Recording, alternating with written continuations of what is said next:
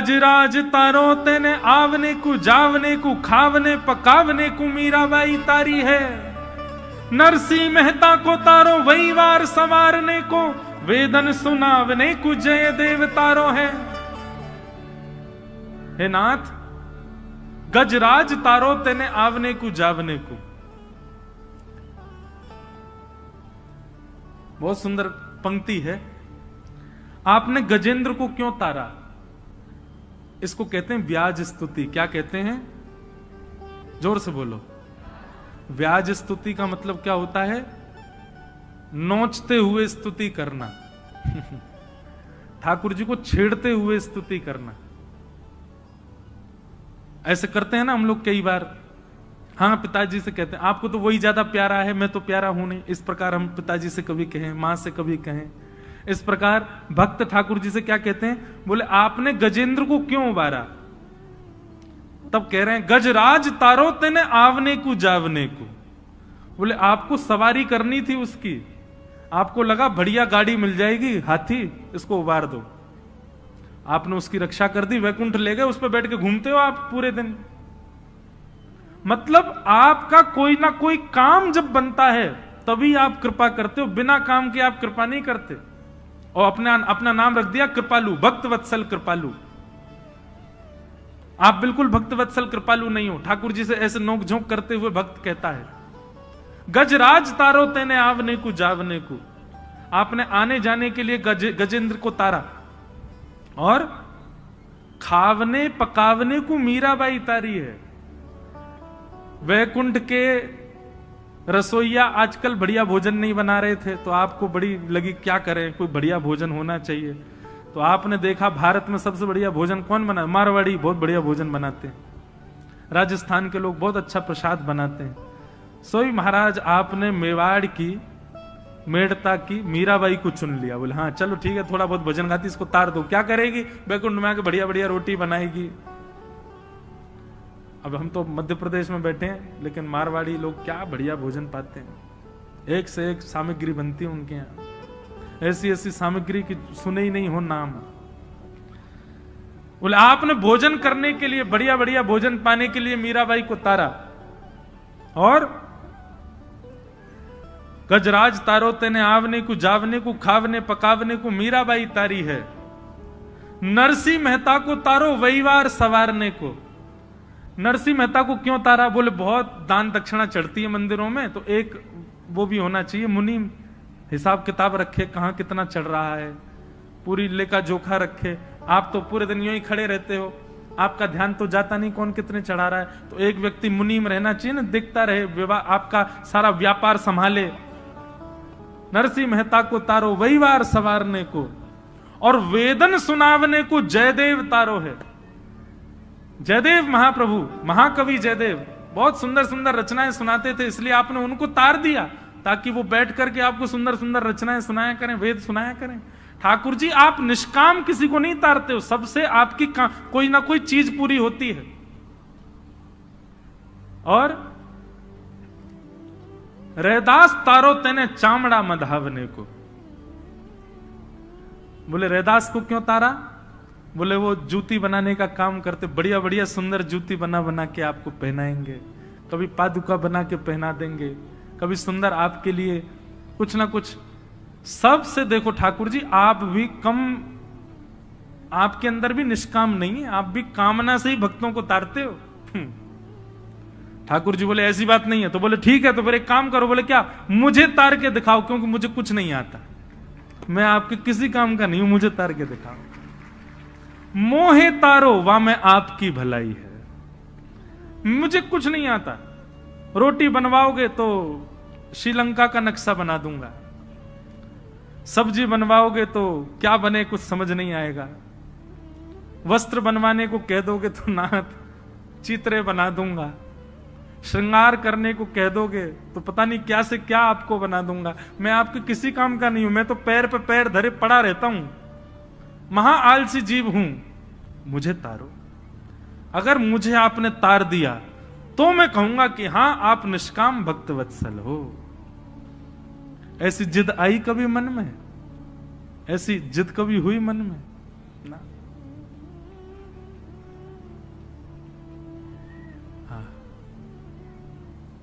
ऐसी भावना आवे। अभी नासिक में केवट का प्रसंग कह रहा था मैं। केवट क्या करता है, सब जिद से करवा लेता है ठाकुर जी से। ठाकुर जी को बैठा करके नौका में ले जाता है पल्ली पार, और जैसे ही पहुंचने वाले होते हैं नौका घुमा देता है, फिर घुमा के ले जाता है, जैसे ही पहुंचने फिर घुमा देता है, बीच में घुमा रहा है, इधर से उधर इधर से उधर। राम जी बोले भले आदमी, हमको पार क्यों नहीं कर रहा है, तू 1 घंटा से नाव चला रहा है। केवट बोला इतने में ही थक गए आप, और आप जो हम लोगों को 84 लाख में घुमाते रहते हो, कभी छिपकली बनाते हो, कभी चींटी बनाते हो, कुकर बनाते, सूकर बनाते, दया आती है आपको हम पे जरा भी? 84 लाख में पूरा, जब तक 84 लाख का फेर नहीं हो जाए तब जाके हमको मानव बनाते हो, और यहाँ 4 फेरे में ही हार गए। कम से कम 84 तक तो रुको।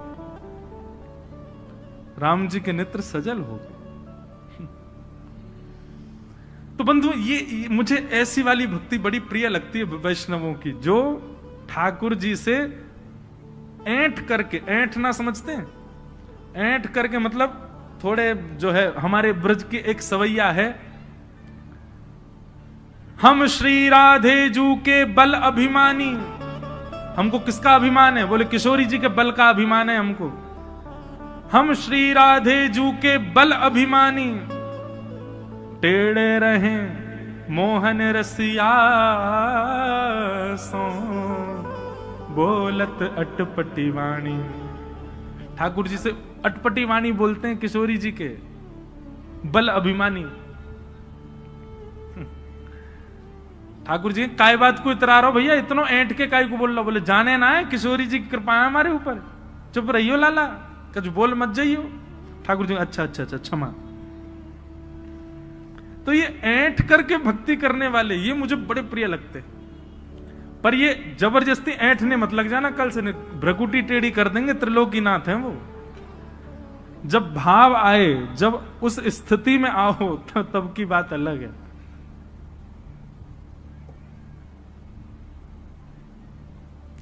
तो वैद्यम वास्तव मत्र वस्तु से, तो ये जो चाहिए ना, भक्ति में थोड़ी ऐंठ आ जाए, किसी को भक्ति में लाड़ प्यार की भक्ति करनी है, किसी को भक्ति में प्रियतम की भक्ति करनी है, किसी को भक्ति में सख्य की भक्ति, ये सारे भक्ति के लक्षण, इनकी कामना से भागवत की कथा सुनो। वैद्यम वास्तव मत्र वस्तु शिवदम, ठाकुर जी की भक्ति करने के लिए भागवत की कथा है, ये मुक्ति उक्ति प्राप्त करने के लिए भागवत की कथा नहीं है। हमें मुक्ति मिले इस कामना से कथा मत सुनिए। मुक्ति मिलेगी, क्या मिल जाएगा? हमको क्या पता कि हम कहां जाएंगे मृत्यु के बाद? हमको केवल इतना पता है जब तक हम जीवित हैं, जो हमने किया वो हमको पता, मृत्यु के बाद किसी का कोई पता नहीं होता। इसलिए भाई, भगवत मिलन की कामना अभी की रखो, अभी मिलना है, और वो कामना आपकी पूर्ण केवल एक स्थान कर सकता है, वो है ये प्रांगण, भागवत का प्रांगण। भागवत जी से प्रार्थना करो, श्री भागवत जी अनुग्रह करेंगी, ये कृपा करेंगी, तो ठाकुर जी प्राप्त होते हैं, ठाकुर जी अनुग्रह करते हैं। निर्मत सराणाम सताम वैद्यम वास्तव मत्र वस्तु शिवदम। ठाकुर जी से आपका संबंध करा देगी, और भागवत जी कैसा संबंध कराएगी? यहां डंके की चोट पर व्यास जी शब्द लिखते हैं शिवदम। शिव का मतलब क्या होता है? कल्याण, और शिवदम यानी कि कल्याणकारी। ठाकुर जी से आपका संबंध ऐसा नहीं कराएंगे भागवत जी की आप तड़पते रह जाओ, रोते रह जाओ, नहीं, कल्याणकारी संबंध कराएंगी। ठाकुर जी आपके हो जाएंगे पूर्ण रूपेण। ऐसा संबंध भागवत जी आपका ठाकुर जी से कराएंगे। वैद्यम वास्तव मत्र वस्तु शिवदम तापत्रयोन्मूलनम। श्रीमद् भागवते महामुनि कृते किंबा परैरीश्वरः सद्यो हृद्यवरुध्यते त्रिकृतिभिः शुश्रूषुभिस्तत्क्षणात्। भागवत जी की कथा बंधुओं इतनी निर्मल है, इतनी पावन है। मैंने कल भी आप लोगों से निवेदन किया, आज पुनः निवेदन करूं, आप नहीं आते हैं कथा में, कोई दिव्य चेतना आपके भीतर बैठ के आपका माध्यम लेकर के यहां आपको लेकर के आ रही है। लेकिन यहां कथा सुन दोनों रहे हैं, आपके भीतर जो दिव्य चेतना है वो भी और आप भी। बस आपको ये कथा सुन करके इस माध्यम, इस अवसर का पालन करना है। भागवत में तो स्पष्ट लिखा है, श्रीमद् भागवते महामुनि कृते किंबा परीश्वर सद्यो हृदयवरुद्धते त्रिकृतभि शुश्रूषुभिस्तक्षणात्। कथा सुनने की, कथा कराने की जिस दिन आपके चित्त में इच्छा प्रकट होती है, उसी दिन ठाकुर जी चित्त में आ जाते हैं। भागवत जी में स्पष्ट लिखा है। आपने जैसे मन बनाया, 17 मई से मंडी द्वीप में भागवत की कथा होने वाली है, मैं रोज सुनने जाऊंगा। जैसे ही आपने ये विचार अपने घर में बैठे बैठे किया, मैं रोज सुनने जाऊंगा, उसी क्षण आपके चित्त में ठाकुर जी आ गए, ठाकुर जी आके विराजमान हो गए। अब अगली परिकल्पना क्या है, अगला आपका प्रयास क्या है? अब चित्त में जो आकर के विराजमान हुए हैं वो मस्तिष्क में आवे, अब वो विचारों में आवे, अब वो बुद्धि में आवे, अब वो स्वप्न में आवे, और धीरे धीरे वही चित्त में आए, अब प्रत्यक्ष आ जाए। यहां बैठे हर जीव के अंदर ठाकुर जी आ चुके हैं, ठाकुर जी विराजमान हो चुके हैं। आप स्वीकार किए जा चुके हो, ठाकुर जी मिलने के लिए फेंटा कस के बैठे हैं, बोले अब बस हम तैयार हैं, तुम प्रयास करो, ऐसा कुछ करो कि हम प्रकट हों।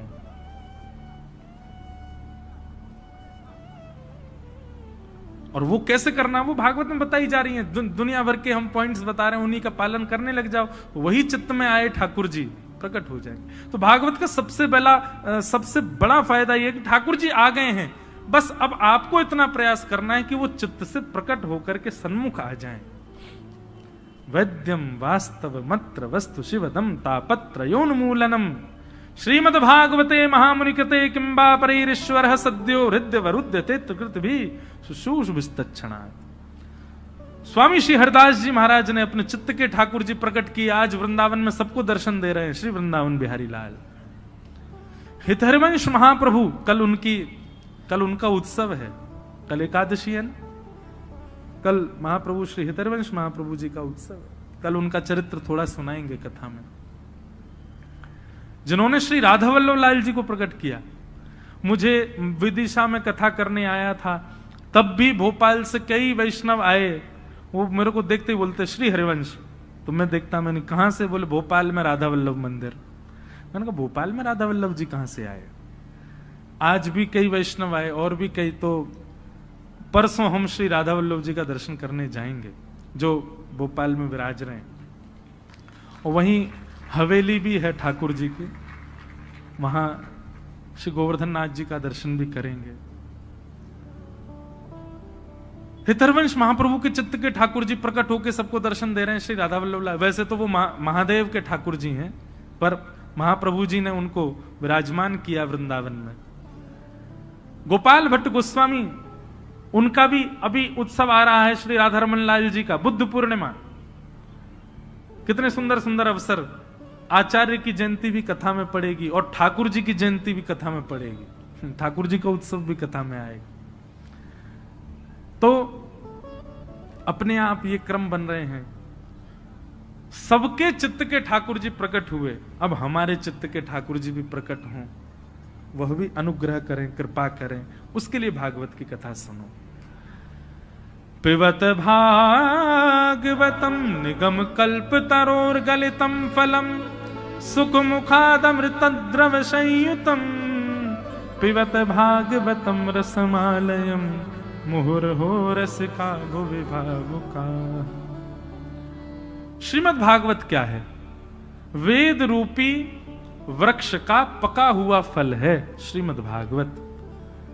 वेद वृक्ष ही फल में सार नियोजित करते हैं, चारों वेदों से ही सार निकल करके श्रीमद् भागवत में आया है जो हम लोग श्रवण कर रहे हैं। समस्त वेदों का सारम सारम समुद्वतम और सुख मुखाद अमृत द्रव संयुतम। सुखदेव जी के मुख से प्रकट होने के कारण ये भागवत की कथा अमृत तुल्य हो गई है, ये अमर बना देती है सुनने वालों को। और पिबत भागवतम रसमालयम, इस भागवत की कथा को पियो। भागवत की कथा सुनने का विषय नहीं है, पिबत भागवतम रसमालयम, भागवत की कथा को पियो, कानों में भर भर के इसका सुंदर रस पान करो। मोहर हो रस का भुवि भाव। कितना पिए? बोले पीते रहो पीते रहो पीते रहो। आसावरी कितना पियो। हमारे स्वामी श्री हरदास जी महाराज एक पद गाते हैं बहुत सुंदर।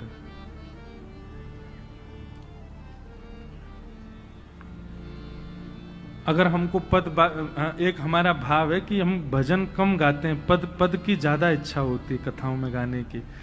इन पदों के शब्दावली और इनका गायन थोड़ा गंभीर होता है, पर यदि आप बहुत ध्यानपूर्वक सुनेंगे तो इनमें बड़े सार विद्यमान हैं।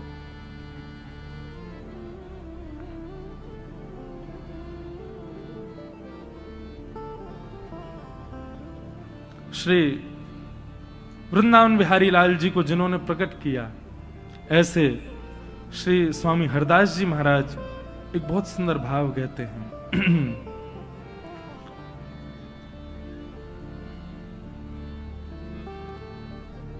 रोम रोम रसना जो होती, तो तेरे गुण ना बखाने जात। कितना सुंदर और सूक्ष्म और कितना गहरा भाव है, बहुत ध्यान से सुनो। रोम रोम रसना जो होती, तो तेरे गुण ना बखाने जात। हे श्याम सुंदर, हमारे शरीर में जितने रोए हैं ना, इन रोयों की जगह यदि इतनी जीभ हमारी होती तो भी हम आपके गुण नहीं गा पाते। रोम रोम रसना जो होती, तो तेरे गुण ना बखाने जात। कहाँ कहो एक जीव सखीरी, बात की बात बात। कहां करूं? स्वामी जी उदास भाव से कह रहे हैं, मैं क्या करूं? मेरे पास एक ही जीव है, उस जीव से मैं कितना गाऊं? क्योंकि एक जीव पर्याप्त नहीं है ठाकुर जी के रस को बखान करने के लिए। रोम रोम रसना जो होती, तो तेरे गुण ना बखाने जात। श्री हरिदास के स्वामी श्यामा, श्री हरिदास के स्वामी श्यामा, कह तेरी प्यारी तू राखत प्राण जात। रोम रोम रसना जो होती, तो तेरे गुण ना बखाने जात। ऐसे भाव जब चित्त में होते हैं ना बंधुओं, तब ठाकुर जी मन बनाते हैं कि इनसे मिला जाए। हमारे मन में कभी ये भावना आई? स्वामी जी कह रहे हैं कि इतने रोए क्यों बना दिए ठाकुर जी, इससे बढ़िया इतनी जीभ बना देते, और इतनी जीभ भी आप दे देते तो भी मैं आपके गुण नहीं गा पाता। क्या करूं मैं? मुझे कभी कभी धिक्कार लगता है। कहां करूं? एक जीभ सखीरी, बात की बात बात। एक ही जीव है, उससे कितना गाएं हम ठाकुर जी को? नहीं गा सकते। वहां हितरवंश महाप्रभु कहते हैं कि नाथ, आपने हमको 2 आंख क्यों दी? क्यों? रोम रोम में नेत्र प्रकट कर देते। क्यों? 2 आंखें आपको देखने के लिए बहुत कम है। रोम रोम प्रति नयन बनाऊं, एकटक रहे पलक न बनाऊं। काश हमारे रोम रोम में आंख होती, और कैसी आंख होती? बोले बिना पलक वाली आंख होती, कभी झपकते ही नहीं, पूरे दिन आपको देखते रहते नाथ। ऐसी भावना हमारे चित्त में है? बिल्कुल नहीं है। हम लोग तो बंधुओं केवल रस सुनकर के सुख लेने वाले हैं, सुख लूटने वाले हैं। भगवत प्राप्ति के गुण हमारे भीतर नहीं है। ये मैं इसलिए कह रहा हूं ताकि इस चोट को पाकर के किसी के चित्त में ये भावना आवे कि मेरे अंदर ऐसे भाव आए कि मुझे ठाकुर जी मिले।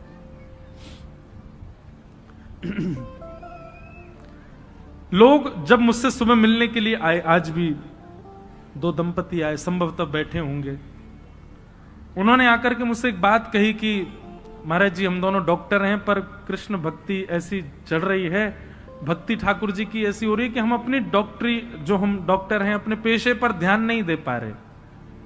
अब देखो, व्यक्तिगत रूप से जब आप मुझे मिलने आएंगे तब तो मैं ऐसा ही कहूंगा कि नहीं आपको ध्यान देना चाहिए, आप थोड़ा ध्यान रखो उस चीज का। लेकिन व्यासपीठ पर बैठ करके एक बात मैं सब जगह कहता हूं कि यहां भक्ति मार्ग जब अपनाओगे तो सब छूट जाएगा, कुछ नहीं रहेगा आपके पास। यदि सबको संभालते हुए आप ठाकुर जी का भजन कर रहे हो, अच्छी बात है, लेकिन वो भक्ति का मुख्य रूप नहीं है। या तो इस मार्ग पर मत आइए, इस मार्ग पर मत चलिए, और अगर इस मार्ग को आप स्वीकार कर रहे हैं तो इस बात की पहले ही जिम्मेवारी रखिएगा अपने ऊपर, सब छूट जाएगा, कुछ नहीं रहेगा आपके पास। धीरे धीरे निवृत्ति होती है भक्ति मार्ग में। भक्ति मार्ग में आप साधनों को रखते नहीं हैं, साधनों से निवृत्त होते हैं, विरक्त होते हैं। यहां इकट्ठा नहीं किया जाता है, यहां बांटा जाता है, यहां लुटाया जाता है। और आप यदि संचित रख पा रहे हैं, इकट्ठा कर पा रहे हैं, तो अभी आप भक्ति कर रहे हो, पर ठाकुर जी की नजर में चढ़े नहीं हो। जिस दिन उनकी नजर में चढ़ गए वो सब छुड़वा देंगे, कुछ नहीं रहेगा आपके पास। गोपियां गोपी गीत में कहती हैं, तब कथामृतम तप्त जीवनम कविभिरीडितम कल्मषापहम श्रवणमंगलम श्रीमदाततम भुवि गृह्णन्ति ते भूरिदा जना। गोपियां कहती हैं, नाथ तब कथामृतम तप्त जीवनम, आपकी कथा कैसी है? इसके अनेक अर्थ निकलते हैं। एक अर्थ तो यह निकलता है तप्त जीवनम, तपे हुए जीवन में, संकट भरे जीवन में आपकी कथा जब आ जाती है तो नाथ ऐसा लगता है कि अब तपा हुआ जीवन शीतल हो गया है, तपा हुआ जीवन अब शीतल हो गया है। पर इसका एक अर्थ दूसरा यह भी है, तब कथामृतम तप्त जीवनम, जो भगवान की कथा अमृत का पान कर लेता है उसका फिर सांसारिक जीवन कैसा, बोले तप में हो जाता है, सब छूट जाता है। एक सेठ जी ऐसे कथा सुनी महाराज, उनको निमंत्रण दिया गया कि आप कथा में आओ। बहुत सत्य घटना सुना रहे हैं, ध्यान से सुनना। 4 दिन तक तो आए नहीं, और नगर सेठ थे बहुत बड़े पैसा वाले। 4 दिन तक तो आए नहीं, 4 दिन बाद बड़े अदब में आए और ये कह के आए मैं 10 मिनट बैठूंगा बस कथा में। 10 मिनट के लिए कथा में आए, कथा में आकर के बैठे, आरती में पूरी जनता खड़ी हो गई, वो बैठे ही रहे। क्यों? चित्त वृत्ति कहीं और चली गई, नेत्रों से अविरल अश्रुधार गिर रहे थे। और स्थिति यह हुई कि 10 मिनट के लिए आए, पूरी कथा में बैठे रहे, अगले दिन कथा सुनने आए, पूरी कथा बैठ करके रात भर वहीं बैठे रहे। तीसरे दिन तो यह स्थिति हुई, अपनी फैक्ट्री वगैरह सब बच्चों को दान करके और वृंदावन चले गए तुरंत। जिन जिन ने ताली बजाई है उनको सबको ठाकुर जी देख रहे हैं। रुको, जितना आप लोगों को सुख हुआ इस बात को सुन के, ठाकुर जी कहेंगे ठीक है भैया, सबके व्यापार ढूंढो क्या क्या है इनके। इस सुनने में बड़ी सहज लग रही है बात, लेकिन इसका अर्थ यही है, तब कथामृतम तप्त जीवनम। देखो भैया, ठाकुर जी जब हाथ पकड़ते हैं ना तो सब जगह से आपका हाथ छुड़वा देते हैं। लोक लाज मर्याद सब जगह से आप निवृत्त हो जाओगे, किसी के लायक नहीं रह पाओगे। ठाकुर जी के लायक बन गए तो फिर किसी के लायक नहीं रहोगे।